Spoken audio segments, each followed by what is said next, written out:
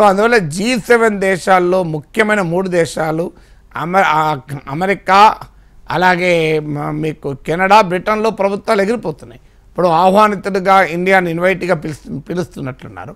మోడీ పోతే ఇప్పుడు మోడీ, బైడెన్ ఒకవైపు నుంచి, ట్రూడో ఒకవైపు నుంచి, మీకు రిషి సునక్ ఒకవైపు నుంచి, ఆ G7 తర్వాత చూసుకుందాం కానీ నువ్వు ఎట్లా గెలిచినావు మాకు కూడా ఐడియా చెప్పు, కొద్దిగా మాకేమైనా చెప్పు, మేము ఎట్లా గెలవాలి అని మోడీ వెనకాల పడే సూచనలు కనబడుతున్నాయి. ఓకే, నాగేశ్వర్ గారు, ప్రధాన ప్రతిపక్షాలు రాజ్యాంగం ఉండదు మోడీ వస్తే అని పెద్ద ఎత్తున ప్రచారం చేశాయి. దేశ చరిత్రలో రాజ్యాంగం చుట్టూ తిరిగినటువంటి ఎన్నికలు ఏవైనా ఉన్నాయంటే ఈ 2024 ఎన్నికలే.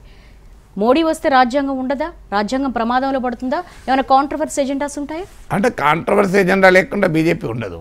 మీకు బీజేపీకి ఏంటంటే భారత రాజ్యాంగంతో సీరియస్ ఐడియాలజికల్ డిఫరెన్సెస్ ఉన్న ఏకైక పార్టీ. భారతదేశంలో ఏ రాజకీయ పార్టీకి కూడా రాజ్యాంగంతో సీరియస్ ఐడియాలజికల్ డిఫరెన్సెస్ లేవు. వారు రాజ్యాంగం అమల్లోకి వచ్చాక మొదట్లో ఆర్ఎస్ఎస్పై నిషేధం కూడా ఉండే. రాజ్యాంగాన్ని ఆమోదించకపోతే ఒక మెయిన్ స్ట్రీమ్ పాలిటిక్స్ చేయలేము గనక బీజేపీ భారత రాజ్యాంగానికి లోబడింది, కానీ రాజ్యాంగానికి మౌలికంగానే బీజేపీ వ్యతిరేకం. మీకు బీజేపీ ఆర్ఎస్ఎస్ అగ్రనేతల రచనలు చదవండి, మీకు చాలా క్లియర్గా అర్థమవుతుంది. ఫండమెంటల్ డిఫరెన్సెస్ ఉన్నాయి వాళ్ళు. అందువల్ల ఇప్పుడు ఉన్న అవసరాల రీత్యా వాళ్ళు కొంత ఆ డిఫరెన్సెస్ బయట పట్టకపోవచ్చు. వాళ్ళ డిఫరెన్స్ ఏంటంటే మొదలు సెక్యులరిజాన్ని యాక్సెప్ట్ చేయరు. అందుకే మీరు మొదటి నుంచి కూడా సెక్యులరిజం పైన అటాక్. ఇది మొదట్లో రాజ్యాంగం రాసినప్పుడు లేదని, అసలు సెక్యులర్ అవసరం ఏంటని, ఇది మెయిన్ అటాక్. అందువల్ల వాళ్ళ ఎజెండాలో బహుశా ఉండే అవకాశం ఉంది. రాజ్యాంగంలోని సెక్యులర్ అన్న పదాన్ని మేము తొలగిస్తాం. సెక్యులర్, సోషలిస్ట్ ఈ రెండింటికి బీజేపీ ఐడియాలజికల్గా వ్యతిరేకం. సో అందువల్ల ఈ 2 పదాలు భారత రాజ్యాంగం రాసిన రోజు లేవు. 42nd కాన్స్టిట్యూషన్ అమెండ్మెంట్ ఎమర్జెన్సీలో చేసిన రాజ్యాంగ సవరణ ద్వారా చేర్చబడ్డాయి. కానీ భారత సుప్రీంకోర్టు ఎస్ఆర్ బొమ్మాయి కేసులు ఇచ్చిన తీర్పులో అది అంతర్లీనంగా రాజ్యాంగానికి ఉన్న స్వభావమే ఈ 42nd కాన్స్టిట్యూషన్ అమెండ్మెంట్ కేవలం ఎక్స్ప్లిసిట్ చేసింది, ఇంప్లిసిట్గా ఉన్నదాన్ని అన్నారు. అందువల్ల సెక్యులర్ అన్న పదం ఉన్నా లేకపోయినా Indian constitution is inherently secular అన్నది సుప్రీంకోర్టు తీర్పు. అందువల్ల బహుశా ఎందుకంటే ఒకసారి మధ్యలో ఒక అడ్వర్టైజ్మెంట్, సెంట్రల్ గవర్నమెంట్ అడ్వర్టైజ్మెంట్ ఇస్తే అందులోకి సెక్యులర్ సోషలిస్ట్ పదాలు లేవు. అందువల్ల ఈసారి మోస్ట్ ప్రాబబుల్ అవకాశం ఏంటంటే సెక్యులర్ సోషలిస్ట్ అన్న పదాలు తొలగించే ప్రయత్నం చేయొచ్చు. అదొక ఎజెండా. ఇక అలాగే యూనిఫామ్ సివిల్ కోడ్ ఒక మిగిలిన ఎజెండా. ఇప్పుడు బీజేపీకి ఆల్రెడీ ఆర్టికల్ 370 అయిపోయింది, రామ్ మందిర్ అయిపోయింది. అందువల్ల యూనిఫామ్ సివిల్ కోడ్ను ఎజెండా అమిత్ షా ఎన్నికల చివరిలో కూడా ఆ మాట అన్నాడు. మొదట్లో అనలేదు. మొదట్లో ఎందుకు అనలేదంటే ట్రైబల్ ఏరియాస్లో ఓట్లు పోతే అనలేదు.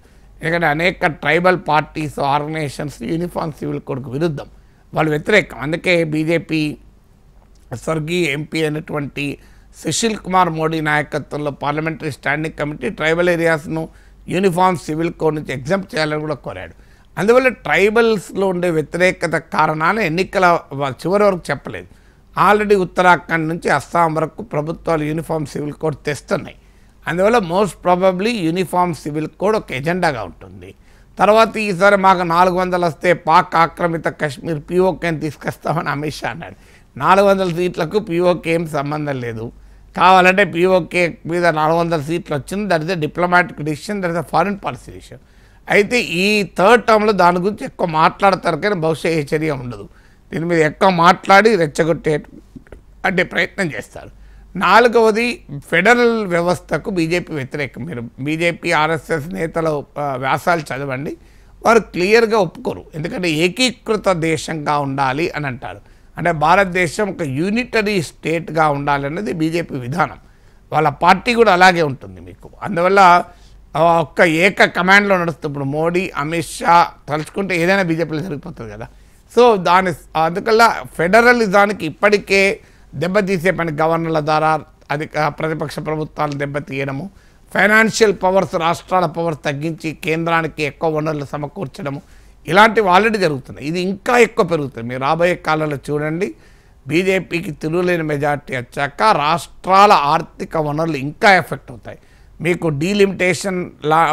డీలిమిటేషన్ లాంటి వివాదాస్పద అంశాలు ముందుకు వస్తాయి. దాని ఫలితంగా సౌత్ ఇండియాకు పొలిటికల్ రిప్రజెంటేషన్ తగ్గించే ప్రయత్నం జరుగుతుంది. ఎందుకంటే ఆర్థిక విషయాల కంటే అసలు ప్రాంతీయ పార్టీల మనుగడ ఉంటుందా? ప్రాంతీయ పార్టీల మనుగడ మీకు ఆ విషయానికి వస్తాను. మీకు సౌత్ ఇండియాకు పొలిటికల్ మార్జినలైజేషన్ పెరుగుతుంది. ఎందుకంటే బీజేపీకి సౌత్లో పెనెట్రేట్ అయినా నార్త్లో బీజేపీ బలం, అందువల్ల సౌత్ ఎప్పుడు కూడా బీజేపీకి క్రెడిబుల్ కాదు.